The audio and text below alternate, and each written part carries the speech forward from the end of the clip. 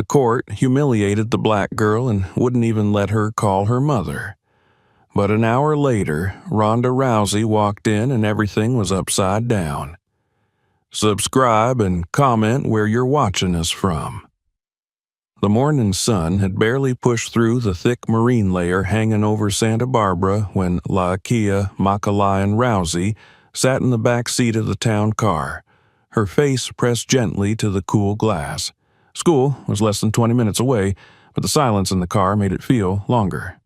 Her driver, a woman in her 40s named Brenda, hummed to an old R&B tune playing faintly from the radio. La'Akea didn't speak. She rarely did during these rides. This was her quiet time, the final moment of control before stepping into a place that felt more like a performance stage than a school. Brenda glanced at her in the rearview mirror. "You okay, kiddo?" La'Akea nodded without lifting her head. "Yeah, just thinking." Brenda didn't press further. She'd been driving La'Akea to and from the private academy for nearly a year now and had learned to read her moods. This morning, the girl was especially quiet.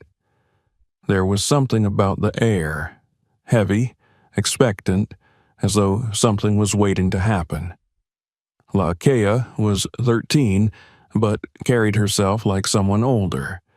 She was slender, soft-spoken, and rarely made eye contact unless she had to.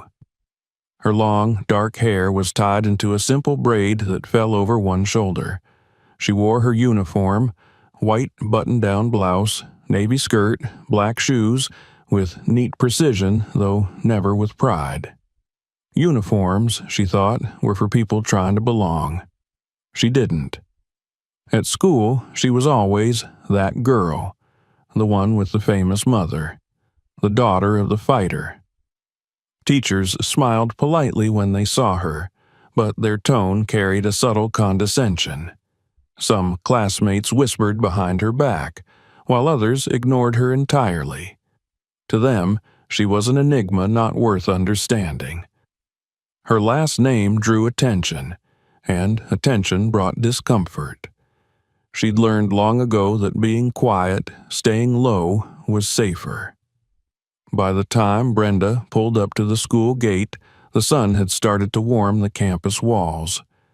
Students swarmed the entrance, laughing, talking, comparing homework. La'Akea stepped out with her backpack slung over one shoulder and made her way toward the side entrance. She didn't walk slowly or quickly, just carefully, deliberately, as if her very pace might draw the wrong kind of attention. The first few classes passed uneventfully. She sat in the back, scribbled notes, answered questions only when called upon.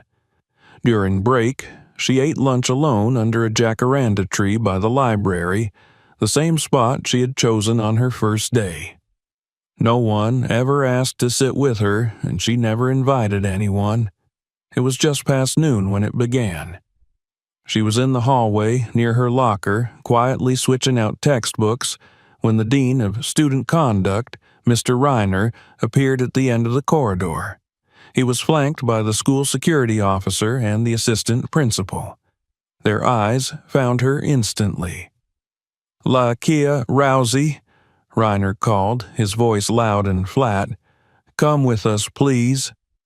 Every student in the hall turned, heads swiveled, phones came out.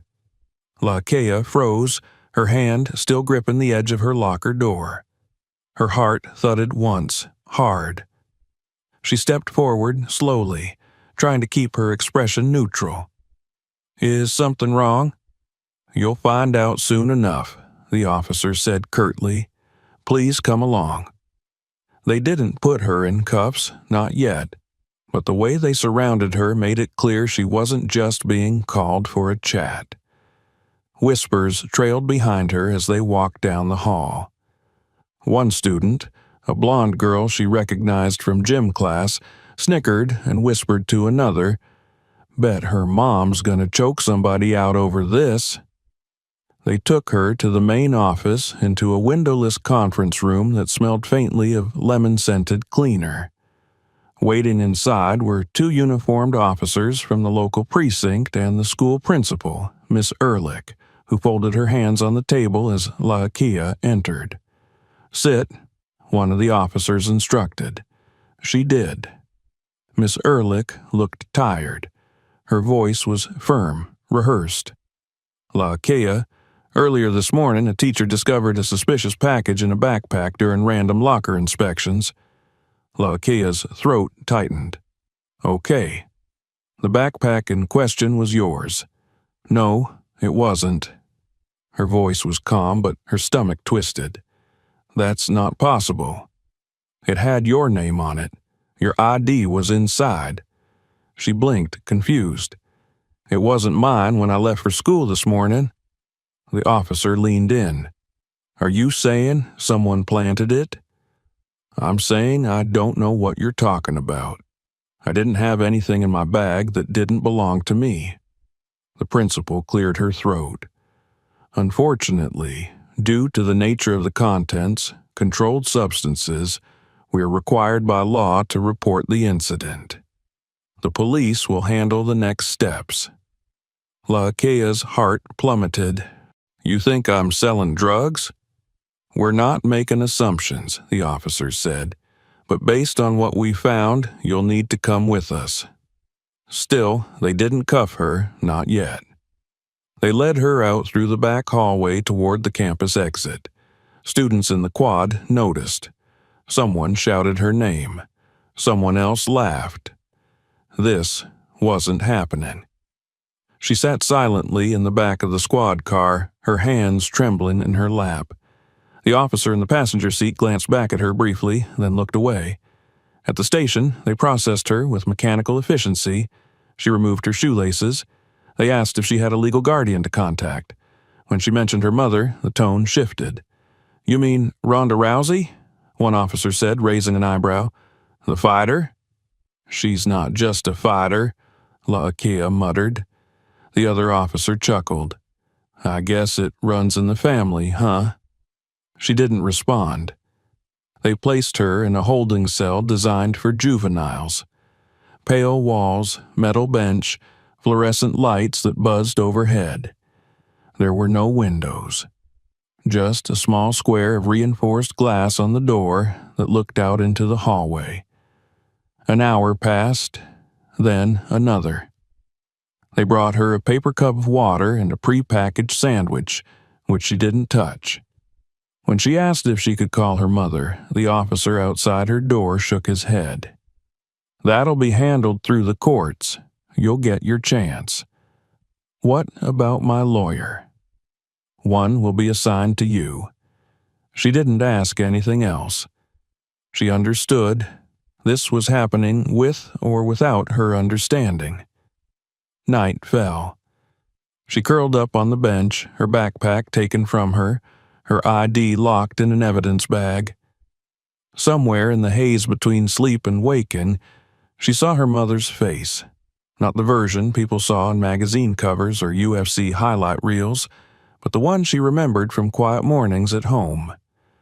The look that said, "I'm here. You're safe." Lakia didn't feel safe. The next morning, they woke her at 6 and gave her a uniform. Orange, baggy, the fabric stiff with starch. They transported her in a van with tinted windows, 2 officers seated on either side. No one spoke. When they arrived at the courthouse, the early light had just begun to stretch across the pavement. The building loomed large and gray, like a monument to cold authority. She walked with her head down, led through a side entrance, past security and metal detectors. Her appointed lawyer met her in a waiting room, tall, distracted, reeking of stale coffee. "I've read over your file," he said quickly. "It's a formality today, just a hearing for detainment. Try not to say too much." She wanted to ask him something, anything, but his eyes were already on his phone. Minutes later, they entered the courtroom. The judge was already seated, a man in his 60s with a wide jaw and thin mouth. His robe hung neatly over his shoulders, his eyes unreadable. "Name," he said without looking up. "Lakia Rousey," she answered. Murmurs rippled through the room. The judge finally glanced up, his expression flickering. "Interesting name," he said. "We're all familiar with your mother's reputation." Her lawyer made no motion to respond. The charges were read: possession of controlled substances, intent to distribute on school grounds. Each word hit her like a stone. Then came the moment she would remember for the rest of her life. "Your Honor," she said softly, "may I call my mother?" The judge smirked. "This isn't a phone booth, young lady. Please, she doesn't know." "She'll read about it like the rest of us," the judge interrupted. "Proceed." Even the clerk laughed. Her lawyer shifted uncomfortably, but said nothing. The gavel struck once, a hollow sound that sealed the decision. Lakia Rousey was remanded to juvenile detention pending further investigation. No phone call, no voice to reach out, just the silence of the courtroom as she was led away. But in the echo of that silence, in the back of her mind, a whisper began to rise. Not yet. She still had one move left. The air inside the juvenile detention van was thick with a sour blend of sweat and disinfectant.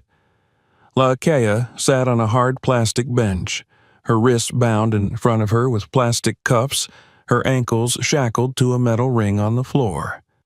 The vehicle lurched forward without warning, jolting her against the sidewall. She didn't cry. She hadn't cried yet, not when they found the drugs in her bag, not when the judge denied her phone call, not even when the laughter in the courtroom chased her down the corridor like a pack of hyenas. But something inside her had cracked. She could feel it. A quiet, almost imperceptible split, like a hairline fracture in glass, nearly invisible but irreversible. It was still early when they reached the courthouse. The sun had risen just enough to cast long, pale stripes across the stone steps. A uniformed officer opened the back door and motioned for her to step out. She did so carefully, her ankles clinking with every movement. The cuffs bit into her skin, but she didn't flinch. She knew better than to complain. She'd already learned that the people around her didn't listen, not to her words, not to her fear, not to the truth. Inside the courthouse, she was led through a side corridor to the juvenile hearing room. It was smaller than the courtroom from the day before, with dark wood paneling and fluorescent lights that buzzed softly overhead. A few people sat scattered among the pew-like benches: court staff, a security officer, and a couple of strangers she didn't recognize. Her public defender, the same one from yesterday, was already seated at the defense table, looking as disheveled and rushed as he had the day before. He barely glanced at her as she was led to her seat. The judge entered minutes later. A different one this time. Younger, sharper features, a thinning patch of gray hair combed over carefully. He adjusted his glasses and looked down at the file before him. "Lakia Rousey," he said aloud, tapping the folder. "Possession of narcotics with intent to distribute. Secondary charge, possession on school property. Let the record show the minor is present with counsel." Her name rang out like a gunshot in the small room. She winced. The prosecutor, a tall man in a fitted suit and smug demeanor, stood and addressed the court. His voice was smooth, practiced. He recited the charges, emphasized the danger of narcotics in schools, mentioned the importance of setting an example. He referenced her mother twice, indirectly. "This is not a case where the minor comes from a disadvantaged home," he said. "Her family has resources, status. This kind of behavior, therefore, cannot be chalked up to desperation. It suggests recklessness, arrogance." Laakea's fist clenched in her lap. Her lawyer didn't object. He merely nodded along as if waiting for the storm to pass. The judge turned to her. "Do you understand the charges against you?" She nodded. "Do you wish to make a statement at this time?" She swallowed. Her throat was dry. "I didn't do it," she said quietly. "Someone put that in my bag. I didn't—" The judge held up a hand, already dismissing her words. "You'll have the opportunity to present your defense at the trial, Miss Rousey. This hearing is simply to determine pre-trial detainment." "But I didn't even get to call my mom." Another interruption. "You are under the custody of the state. Your legal representative is here. That's all that is required." She turned slightly, looking at her lawyer, silently begging for help. He cleared his throat and finally spoke. "Your Honor, we request that the minor be released to her guardian until the trial date. She has no prior record, no history of behavioral issues, and poses no flight risk." The prosecutor scoffed. "That guardian would be Miss Ronda Rousey, correct?" The judge's mouth curled slightly. "I believe we are all familiar with her professional reputation." There was laughter. Not loud, not overt, but unmistakably real. A court clerk covered her mouth. A bailiff smirked. Even the stenographer rolled her eyes. "She's not on a movie set now," the prosecutor added. "Let's not pretend a cage fighter is an appropriate supervisory figure for a minor facing felony charges." Laakea's face burned. She stared down at her shoes, trying to hold herself together. The shame was a physical thing, suffocating, clawing its way up her throat. The judge banged the gavel lightly. "Request for release is denied. The minor will remain in juvenile custody pending trial. Next hearing date is scheduled for 7 days from today." Just like that, it was over. No questions, no review of the footage, no discussion of inconsistencies, just laughter, mockery, and a decision that echoed like a door slamming shut. As the bailiff approached to take her away, Laakea made one last attempt. She turned toward the bench, her voice louder this time. "Please, just let me call my mom." The judge didn't even look up. "Request denied. You had your opportunity yesterday. Let's proceed." The courtroom door opened. The bailiff gestured. She stood, her limbs heavy, as if every step pulled her deeper into something she couldn't escape. She didn't remember the walk back to the holding room. She didn't remember being reshackled or the drive back to the juvenile facility. Her mind had gone somewhere else, someplace numb, detached. It wasn't until she was sitting alone again in her cell, staring at the blank wall, that the pressure inside her chest finally gave way. Not tears, not a scream, just a quiet exhale that trembled with exhaustion. An hour passed, then 2. During evening check-in, a different guard came by. She was older, wore a faded uniform, and had tired eyes. When she looked through the small glass window in Laakea's door, something in her expression shifted. She opened the door, stepped inside, and closed it behind her. "You haven't made any phone calls," the woman said softly. "They wouldn't let me," Laakea replied, her voice barely audible. The woman hesitated. Then, without a word, she pulled the key from her belt and unlocked the door to the phone alcove down the hall. "You have 1 minute," she said. "Use it wisely." Laakea stared for a beat, uncertain if it was real. Then she stood, walked quickly, her legs trembling with each step. The phone was mounted to the wall, the buttons worn smooth from overuse. She took the receiver in hand and dialed the only number she knew by heart. It rang twice. Then a voice answered, her mother's voice. "Hello?" Laakea closed her eyes. "Mom," she whispered, "they're trying to break me." There was silence. No questions, no confusion, just breath. "I'll be there," her mother said. "Hold on." The line went dead. Laakea stood still, the phone pressed to her ear, long after the call ended. She didn't know how, but something had changed. It was in the air, in her chest, in the quiet that followed. The storm had spoken. Now, something else was coming.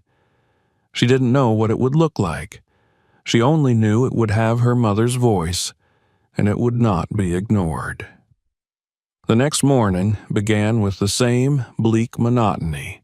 Steel trays clattering in the mess hall, the screech of rubber soles on polished concrete, and the bark of correctional officers echoing through the halls of the juvenile center. Laakea moved through it all like a shadow. She kept her head down, her hands folded in front of her, her eyes lowered. Something inside her had hardened. The humiliation of the previous day still clung to her skin like frost. The judge's smirk, the laughter in the courtroom, the way they all dismissed her like she was a stray dog yapping for scraps. Those moments replayed in her mind like a cruel joke. The worst part wasn't the accusations or the cell or even the isolation. It was that no one had listened. But she had made the call. She had said the words, and her mother had heard them. Laakea didn't know what her mother could do, didn't know if anything could truly reverse what had been set in motion. But she knew one thing. When Ronda Rousey said, "I'll be there," she meant it. And that meant something, maybe everything. At that very moment, miles away, Ronda was already moving. She hadn't slept. As soon as she hung up the phone the night before, she'd thrown a few clothes into a duffel, grabbed her passport, then tossed it back in the drawer. This wasn't a border crossing. This was war. A quiet, legal, reputational war, the kind where the enemy wore suits and used condescension like a weapon. But she had fought tougher. Ronda's mind was fire, every frame of Laakea's childhood flashing before her in sharp, painful detail. The first time she said, "Mama." The time she broke her arm climbing a tree and tried not to cry. The way she used to sleep curled against her chest, a tiny heartbeat steady against her own. And now she was alone in a cold institution, accused of something impossible, her voice silenced by a room full of people who didn't even pretend to care. She didn't scream, didn't post anything online. She didn't even call her PR agent. Ronda's fury was not a firestorm, it was precision. She called one person, Tasha Menendez, an old friend and a lawyer with a reputation that made federal prosecutors flinch. Within 20 minutes, Tasha was in her kitchen in a hoodie and sneakers, no makeup, 3 coffees deep, and already pulling files. "I've got a contact in juvenile affairs, and I'm calling a judge I clerked for," she said. "Give me the case number, the name of the public defender, and the DA. "Just tell me where to stand and who to look at," Ronda answered, deadly calm. They mocked her in court. They what? They laughed when she asked to call me. The judge said this isn't a movie set. Tasha blinked. Oh, hell no. By dawn, Ronda was in a black SUV heading up the coast. No entourage, no cameras, no script. She didn't want attention. She wanted results. She wanted her daughter. She wore black jeans, a dark leather jacket, and a plain gray hoodie. Her hair was pulled back in a tight braid, her jaw set. The driver, a trusted family friend, didn't speak unless spoken to. The tension in the car was palpable. As they neared the courthouse, the sun was cresting behind them, casting long rays over the Pacific. In another world, it might have been a beautiful morning, but not here. Not now. In the juvenile courtroom, Laakea was once again seated at the defense table. shackled lightly at the ankles, her uniform stiff and too large. Her lawyer sat beside her, flipping through paperwork he clearly hadn't read. The bailiff looked bored. The judge reviewed his docket. Then the doors opened. The silence that followed was unnatural. Every head turned. Every body shifted. Ronda stepped into the room. She didn't say a word. She didn't need to. She walked with calm certainty down the center aisle, her boots heavy against the tile, her eyes locked on her daughter. The prosecutor's mouth parted slightly in recognition, then quickly closed. The clerk stopped typing. Even the judge froze for a half-second before recovering. Ronda took a seat in the first row of the gallery, directly behind her daughter. She placed her hands on her knees and waited. The judge cleared his throat. This court is now in session." Lakia didn't turn around, but her spine straightened. She felt the shift like a sudden gust of wind behind her. Her mother was here. That was enough. The prosecutor began speaking, stammering slightly as he laid out the charges once again. His tone was less confident than the day before. There was a hesitation now. The air had changed. When the judge addressed Lakia, asking if she understood the charges, Ronda rose to her feet. "Your Honor," she said, voice steady, "I am Lakia Rousey's mother. I have legal custody and was denied the right to be notified of her detainment. I'm here now. I'm requesting immediate reconsideration of her remand and the right to speak on her behalf." The courtroom held its breath. The judge stared at her. "Miss Rousey, this isn't a media circus. You can't—" "I'm not here as a celebrity," Ronda interrupted. "I'm here as a mother whose daughter was arrested without cause, denied a phone call, mocked by court staff, and incarcerated on a charge with no verified evidence." The judge opened his mouth. Ronda stepped forward. "I have a legal team already reviewing every piece of this case. I have a civil rights attorney waiting outside, and I have every right to speak." The silence returned. Then, with visible reluctance, the judge nodded. "You may proceed." Ronda looked directly at her daughter. "Lakia, you're not alone." Then she turned back to the judge. "I want this on record. We will be filing motions for evidence disclosure, discovery of all communication between school administrators and law enforcement, and a full review of the search procedure conducted on my daughter's property. We are also requesting video surveillance from the school dated 48 hours before the incident." The judge looked uncomfortable.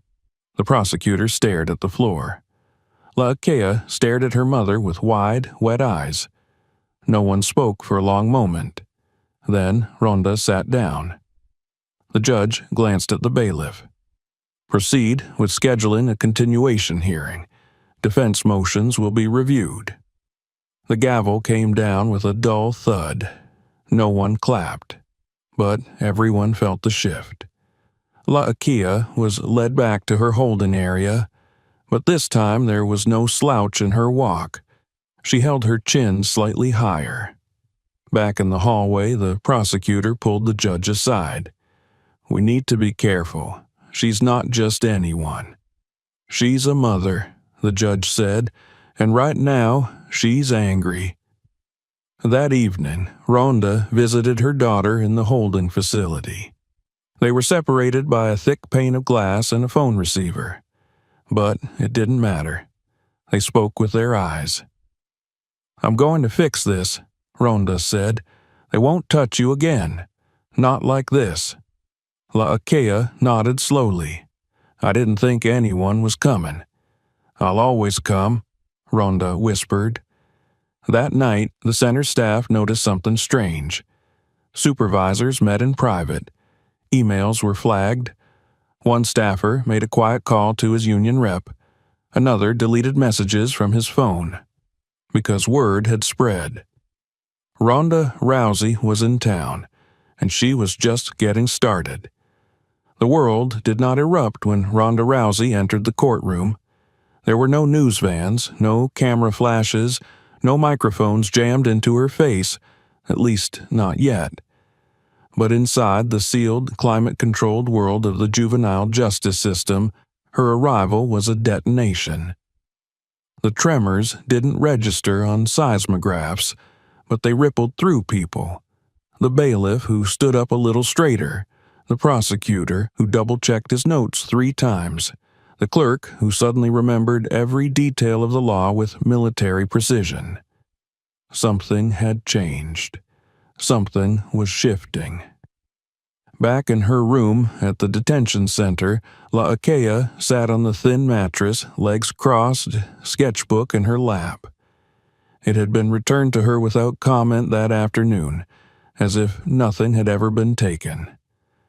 The pencil she'd requested 2 days ago, ignored, scoffed at, now appeared on her tray at dinner. The milk was cold for the first time in a week. A blanket arrived without asking. No one explained.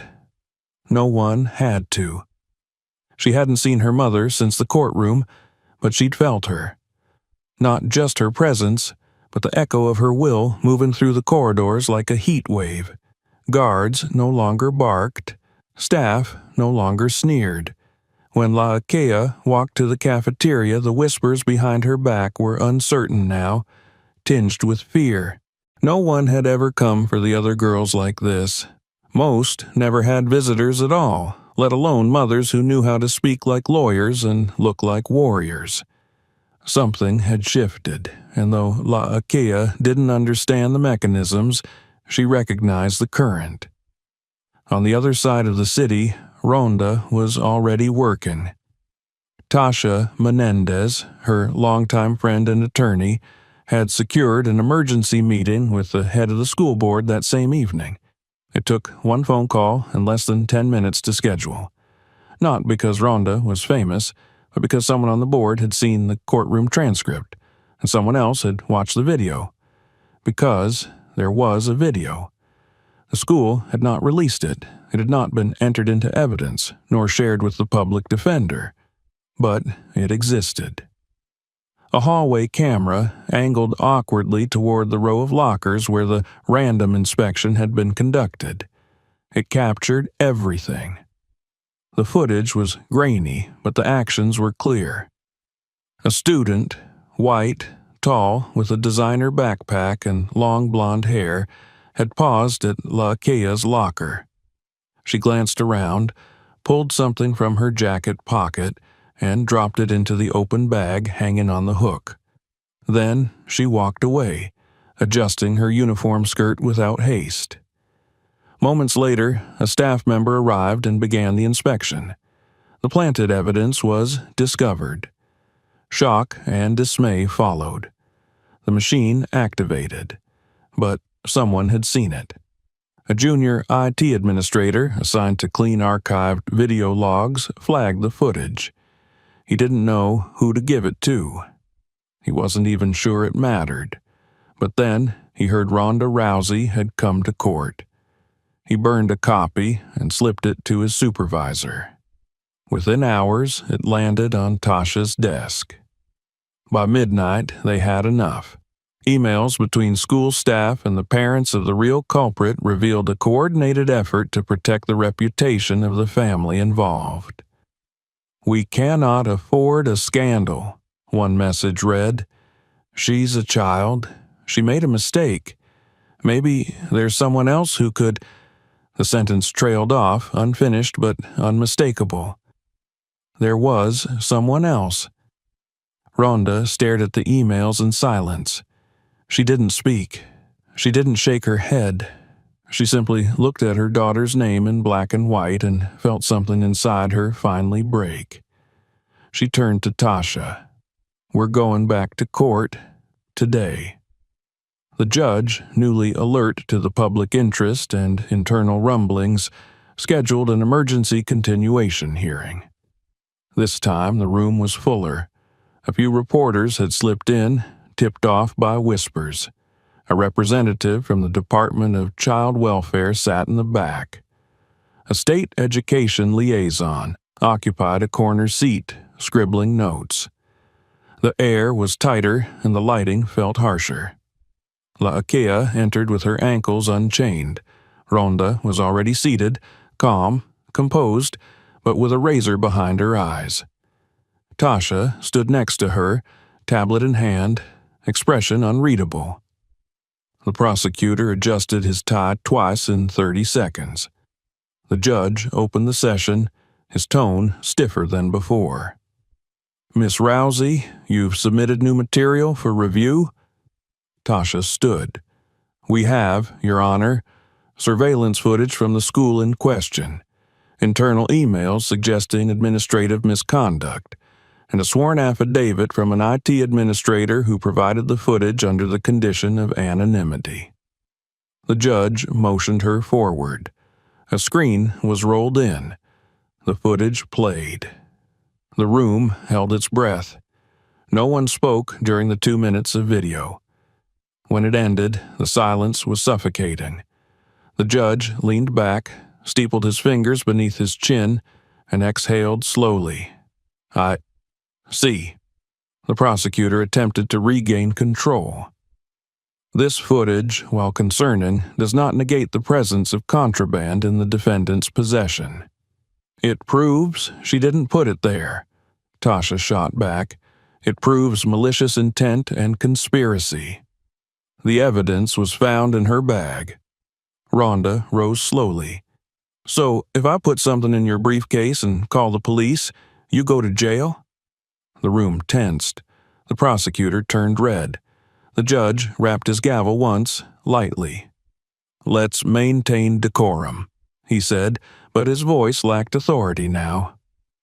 Tasha handed the judge a folder. "These are motions for immediate dismissal of charges and a referral for independent investigation into the school's conduct, including suppression of this footage." The judge flipped through the papers. His hand trembled slightly. "I will review the materials," he said, "and issue a written statement within 48 hours. In the meantime, the minor is released into the custody of her mother, pending formal closure of the case." There was no applause, no outburst, just the sound of Laakea breathing, really breathing, for the first time in days. She turned to her mother, who stood waiting with open arms. For a moment, neither moved. Then they stepped into each other's space, and the hug that followed was not dramatic or cinematic. It was simple, absolute. The kind of hug that says, "I'm here, and I'm not going anywhere." As they walked out of the courtroom, eyes followed them, judges, staffers, parents, strangers. But Ronda didn't glance back. She had no interest in their respect. She had come for one reason, and she had won. That night, back in the small 2-bedroom house just outside town, Laakea sat on the couch wrapped in her favorite blanket, her knees pulled up to her chest. She hadn't said much since the hearing. Ronda didn't push. She just stayed close, making tea, answering texts from Tasha, forwarding emails to the new civil rights attorney who had taken an interest. The headlines hadn't hit yet, but they would. Somewhere in a downtown office, a school administrator resigned. Somewhere else, a DA's assistant shredded notes from the original meeting with the principal. People were preparing their excuses, crafting statements, calculating how close they could stand to the fire without burning. But in the small house on the edge of town, a mother and daughter simply sat in silence. Until finally, Laakea spoke. "I didn't think they'd listen. No one ever does." Ronda looked at her. "They don't have to listen," she said quietly. "They just have to feel the consequences of not listening." The next morning, a lawyer for the school district made a statement on the local news. "We regret the incident involving Miss Rousey's daughter and are committed to conducting a full internal review." It was vague, sanitized, but it was the first crack in the wall, and more were coming. The morning after La'Akea was released from juvenile detention dawned quietly, as if the world itself held its breath. The wind outside the modest house where she now stayed with her mother whispered through the blinds, carrying the scent of sea salt and eucalyptus. Inside, the air was still. No television played. No phones rang. Ronda sat at the kitchen table in a gray t-shirt, hands wrapped around a mug of untouched coffee. La'Akea was still asleep in the other room, her breath light, her body curled beneath a fleece blanket like a child trying to shield herself from the last week. For a long time, Ronda didn't move. She just sat, her mind calculating. Her fury, once molten, had hardened into something colder, sharper, a weapon she now wielded deliberately. She'd spent most of the night fielding messages from Tasha and their expanding legal team, civil rights attorneys, former prosecutors. An education policy expert from a nonprofit had called, asking if they could speak later in the week. The dominoes were tipping. The headlines had begun appearing around midnight. MMA star Ronda Rousey confronts school over daughter's arrest. New footage reveals possible framing in juvenile drug case. School faces scrutiny after withholding surveillance video. The coverage was still cautious, the language sanitized by lawyers. But it was spreading. Even the morning news anchors, normally detached behind cheerful smiles, looked faintly shaken when they spoke the words suppressed evidence and coordinated misconduct. The system was stirring, and for the first time in a long while, it didn't like the reflection staring back at it. Later that day, Ronda received a call from the office of the district superintendent. It was short and careful. A request for a private meeting. No cameras, no statements, just a conversation. She agreed on one condition, that Tasha attend with her. The meeting took place in a downtown office building with tinted windows and marble floors. The superintendent, a man in his 50s with salt and pepper hair and a nervous smile, greeted them with handshakes that lingered too long. He offered water, coffee, small talk. Ronda refused it all. "I want to know," she said, "how many other kids you've buried." He blinked. "Excuse me?" "How many were framed and didn't have someone loud enough to drag them out?" "We take all allegations of misconduct very seriously," he said, falling back on prepared lines, "and we're cooperating fully with the ongoing review." Tasha leaned forward. "The problem is, you only started taking it seriously when a public figure walked into court, not when the system failed a 13-year-old child. I understand how it appears." "No," Ronda cut in, "you don't, and I don't need you to. What I need is access to every report, every arrest, every expulsion over the last 5 years, especially the ones where the charges were later dropped. I want names, I want dates, and I want the patterns." He hesitated. "That's confidential."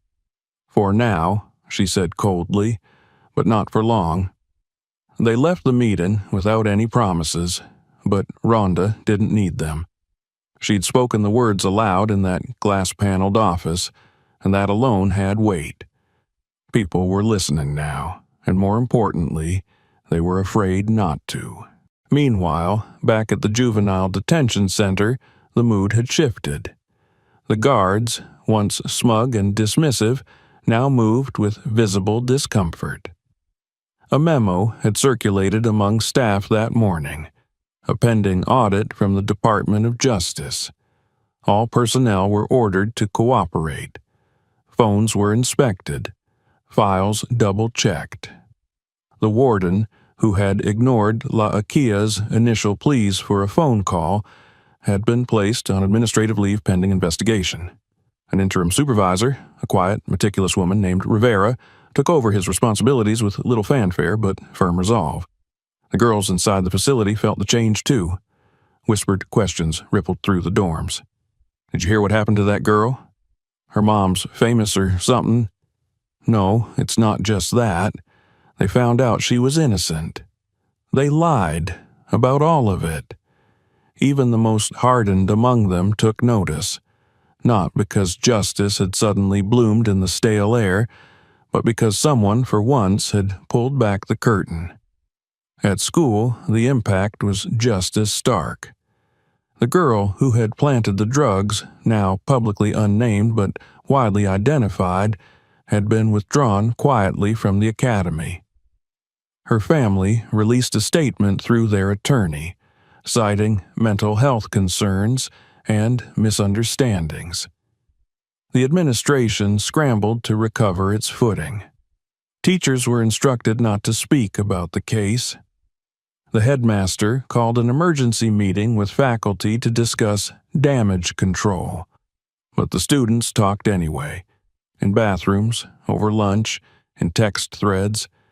They talked about the girl with the silent stare and the fighter for a mother, about how they used to joke behind her back, about how maybe, just maybe, she hadn't been the problem. Ronda didn't return Laakea to school immediately. They both needed time. Instead, she hired a tutor and allowed her daughter the space to exist again, to breathe, to read, to draw without fear. Each day, Laakea grew a little more present. She spoke more, ate more, slept more soundly. But Ronda could still see it, the shadow of what had almost consumed her. The way she flinched when the doorbell rang, the way she hesitated before asking a question, as if permission had to be earned. One evening, as twilight fell across the windows, Laakea sat at the kitchen table with her sketchpad. She was drawing again, lines and faces, eyes wide and afraid. Ronda watched from the hallway, unseen. "They all knew," Laakea said softly, not looking up. Ronda entered the room. "What do you mean?" "The teachers, the guards, even the lawyer, they knew it was wrong, but they just let it happen." Ronda sat across from her. "That's the problem with systems. They don't break loudly. They decay silently, until someone kicks the door down." Laakea looked up. Her eyes were darker now. Not hard, not bitter, but changed. "You kicked it down." "I did what I had to." "What if you hadn't come?" Ronda reached across the table, placed a hand on her daughter's. "I always come." That night, Tasha called with an update. The state attorney general's office had officially opened a probe into the juvenile detention system. Several employees were under investigation for misconduct. The judge from the first hearing was facing a review from the State Judicial Commission, and a civil suit, filed in Laakea's name, was already gaining momentum. But, perhaps most significantly, a coalition of educators and legal advocates sparked by the case had announced the formation of a task force to re-examine disciplinary policies in private schools across the state. Ronda was invited to speak. Not as a celebrity, not as a fighter, as a mother. When she told Laakea about the invitation, the girl blinked in surprise. "Are you going to do it?" "I don't know," Ronda admitted. "I'm not a politician, but they're listening now." Ronda paused. "Yeah, they are." 3 days later, she stood in front of a crowded auditorium. Teachers, counselors, attorneys, and journalists filling every seat. The stage was bare. No lights, no banners, just a single microphone and the silence of attention. She didn't give a speech. She told a story. About a girl who asked for help and was laughed at. About a mother who wasn't called. About a courtroom that cared more about a name than a child. She ended simply, "I didn't come to burn the system down. I came to remind it that my daughter has a name, and that name will never be forgotten again. The room stood in silence. Then, slowly, one by one, people began to rise. Not in applause, in recognition. Outside, under a gray sky threatening rain, Ronda met her daughter on the sidewalk.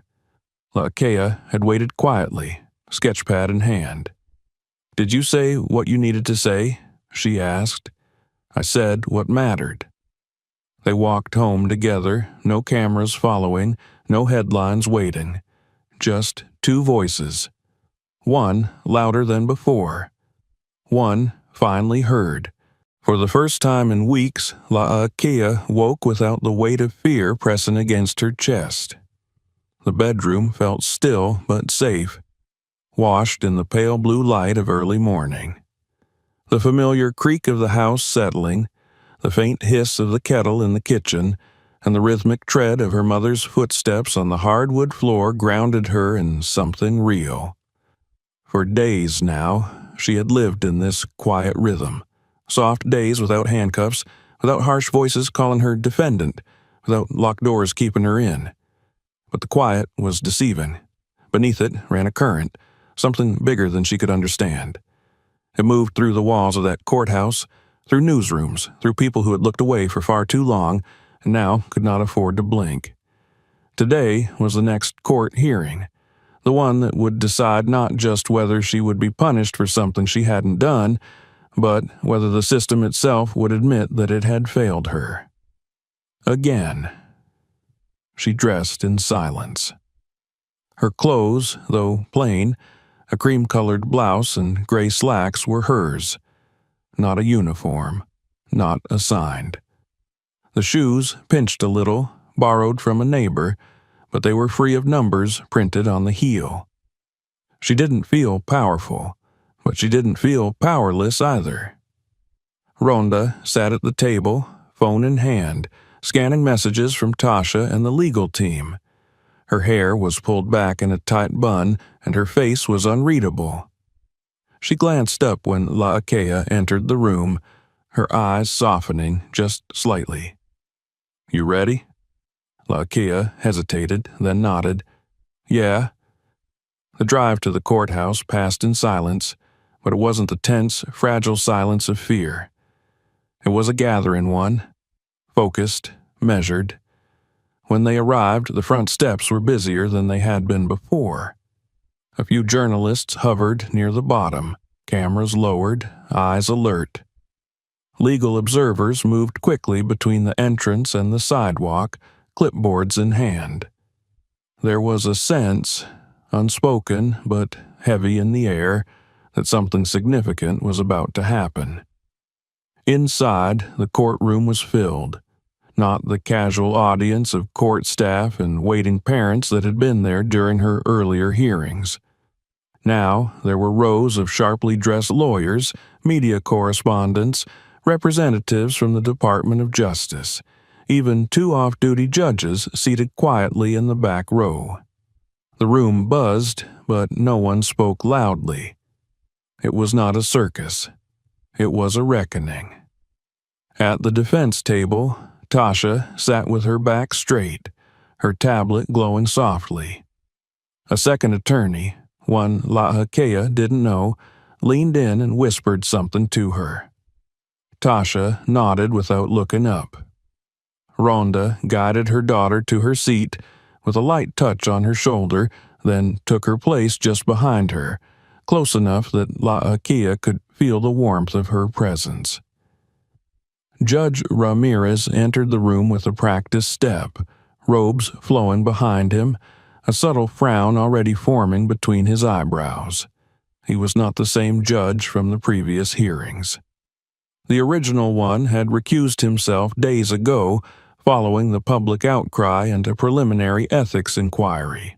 Ramirez was known for his neutrality, his composure, and, most importantly, his fearlessness in courtrooms that often drowned in compromise.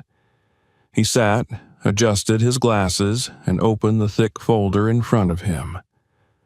This court is now in session for the matter of Laakea Rousey, We will be reviewing the motion for dismissal submitted by the defense, as well as the attached affidavits, evidence supplements, and relevant procedural violations. He glanced at Lakia. Miss Rousey, good morning. Good morning, Your Honor, she said quietly. Tasha stood. Her voice, as always, was steady, clear. Your Honor, we present a motion not merely for dismissal, but for complete expungement of all charges based on demonstrable violations of constitutional rights, misconduct by school officials, and willful negligence by parties responsible for the welfare of this child. She moved with precision, presenting evidence with the same sharpness she might wield in a federal court. Surveillance footage played on the monitor again, followed by email threads, internal memos, and personnel logs from the school. One of the documents included instructions from the school principal to delay disclosure of relevant materials until after the detention hearing, citing concerns about escalating external involvement. Ramirez didn't blink. He simply took notes. Next came the forensic report, an independent analysis that invalidated the fingerprint match initially cited by police. The evidence had not only been circumstantial but scientifically flawed. A copy of the public defender's calendar showed that he had been scheduled in 2 courtrooms simultaneously on the morning of Laakea's hearing, explaining why he had failed to meet with her before standing beside her in court. It was all here now, laid bare. Then came the final witness. From the back of the room, a man in plain clothes stood and approached the bench. He introduced himself as Gregory Hall, a former assistant in the county forensic lab. He held a folder thick with papers. His voice trembled slightly as he began. I was asked to review a partial lab analysis of the substances allegedly found in Miss Rousey's possession. What I discovered was that a DNA report had been completed, signed, and time-stamped, concluding there was no match to the defendant. It was filed and then omitted from the prosecution's materials. The room went still. He continued, his voice firmer now. I resigned 3 months ago. I didn't speak because I was afraid for my career, but this girl's life was nearly destroyed, and I can't be quiet anymore. He handed the folder to the bailiff. Tasha entered it into the record. The prosecutor's rebuttal was weak, a pale imitation of authority. He stammered through half-hearted objections, citing breakdowns in communication and technical oversights. He attempted to preserve the narrative, but the foundation had already crumbled beneath him. When it was over, Judge Ramirez closed the file in front of him, steepled his hands, and sat in silence for a moment that felt like an hour. This court finds that the defendant's constitutional rights were not only violated, but repeatedly ignored.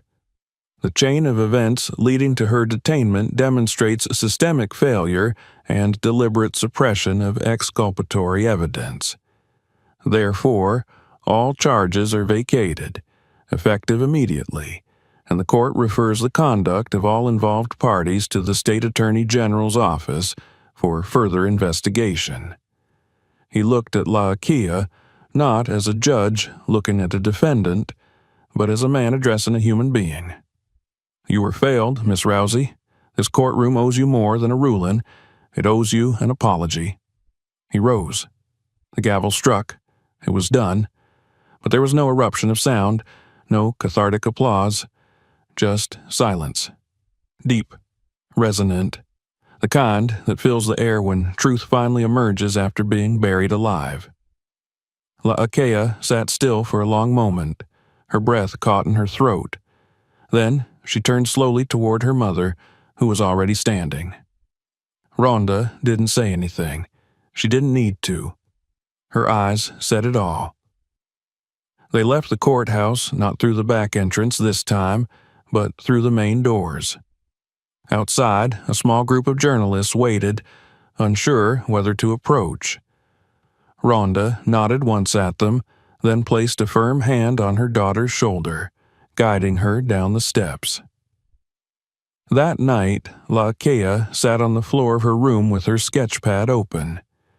She tried to draw the judge, the courtroom, the moment the gavel fell, but everything came out wrong. The lines were too thick, the eyes didn't match, the scale felt distorted. She closed the book and stared at the ceiling instead, the quiet pressing in again, but differently this time. Not like a cage, like a space. "I'm free," she whispered, as if testing the shape of the words. But freedom, she was learning, wasn't like flipping a switch. The echoes of confinement still lingered. The wounds were internal, healing in unpredictable ways. There were still shadows in her dreams, still hesitations in her movements, still silence in her voice that hadn't been filled. But she wasn't alone anymore. And that changed everything. The morning after the final hearing, the sun rose over the quiet street where Laakea and her mother now lived with slow, golden insistence. Light slipped across the windowsill, catching on the dust motes that hovered gently in the air, illuminating the silence inside the house with a calm that had, until recently, felt impossible. But this stillness was not the silence of fear, nor the mute denial of justice. It was the quiet that follows a storm, the pause before healing begins. In the kitchen, Ronda poured coffee into a ceramic mug with chipped glaze, the handle warm beneath her fingers. The television, muted, played coverage of the hearing on a loop. Her name scrolled across the bottom of the screen, but she didn't look. Her eyes were on the hallway, listening for footsteps, waiting for the sound of Laakea's door creaking open.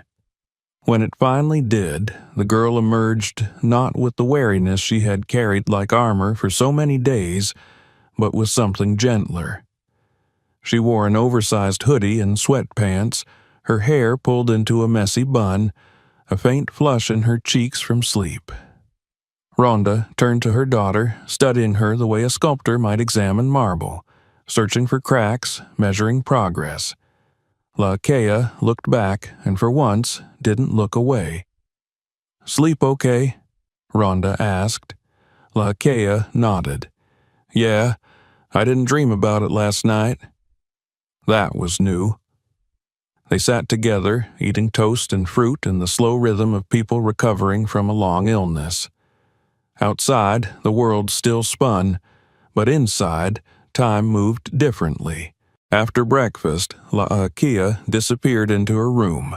Ronda cleaned the dishes, answered emails, declined 3 media interview requests, and ignored 5 more.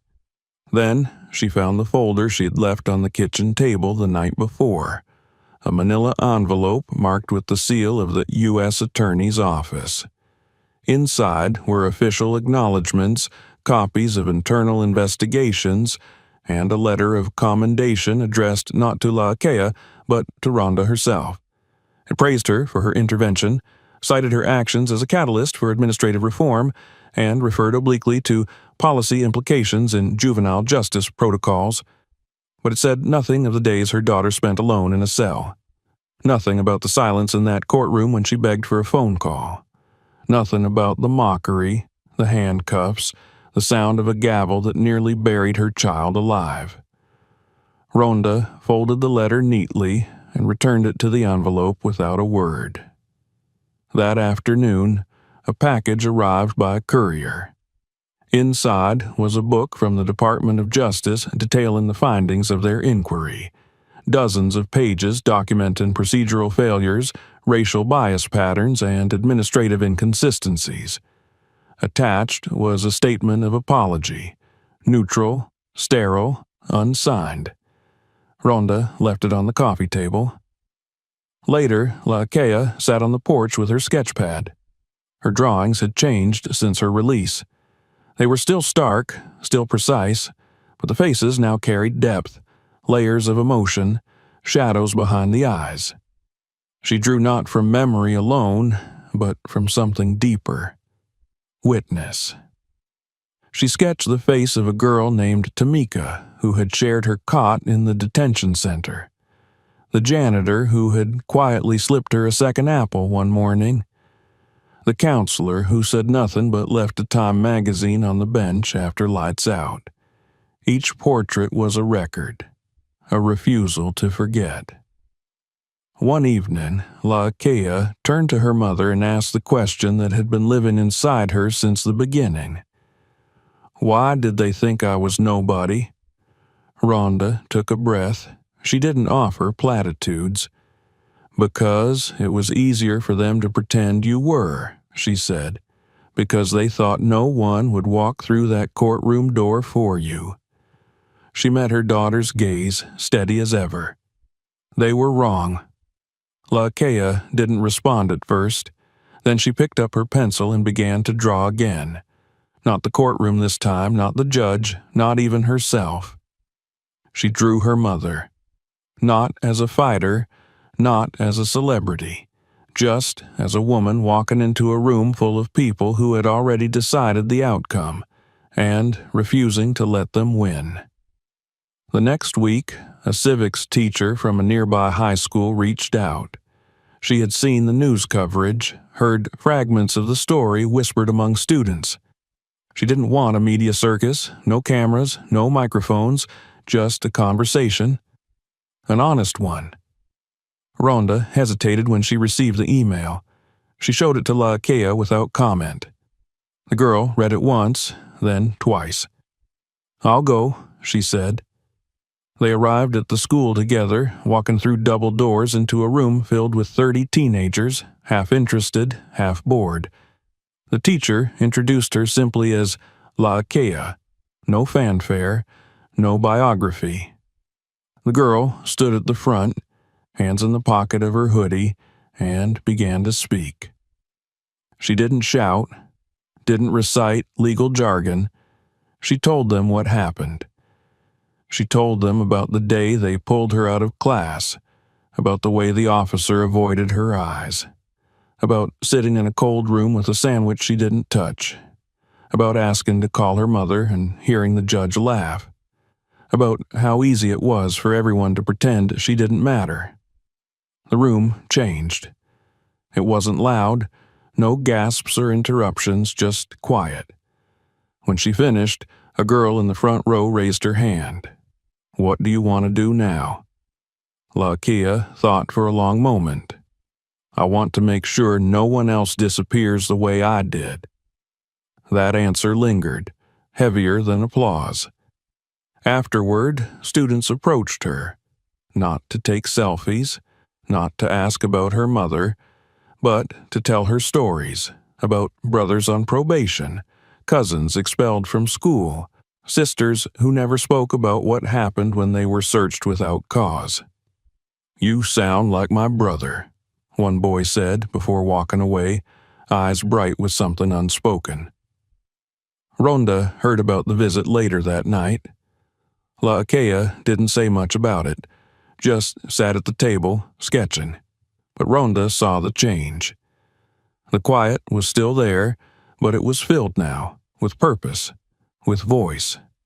She handed her daughter a new notebook, blank, unused. "Keep telling the truth," she said. In the following months, investigations continued to unfold. The detention facility's director resigned. Several staff members were placed on leave, and 2 were formally charged with obstruction of justice. The original judge retired under pressure, citing family reasons. The school's headmaster stepped down after weeks of media scrutiny, and several board members were replaced. The Department of Education began rewriting guidelines for disciplinary procedures in private institutions. But perhaps most enduring was what Laakea built quietly from home. She began collecting stories, letters, interviews, portraits. She titled the project Forgotten Faces, and it grew. It traveled, first to a small gallery downtown, then to a library exhibit, then across cities. The portraits weren't framed in gold. They were pinned with thumbtacks, hung from fishing wire, laid bare against unvarnished walls. But people came. They lingered. They read the quotes written in the corners of each frame. I was 14 when they cuffed me. No one called my mom. They said I looked like the kind of kid who'd do it. No one believed me. Still doesn't. At one show, a boy about her age stood for nearly 20 minutes in front of a portrait of a 17-year-old named Jerome, sentenced to 30 years for a nonviolent offense. The boy didn't speak. When he finally walked away, he left behind a note taped to the corner. "Thank you for seeing us."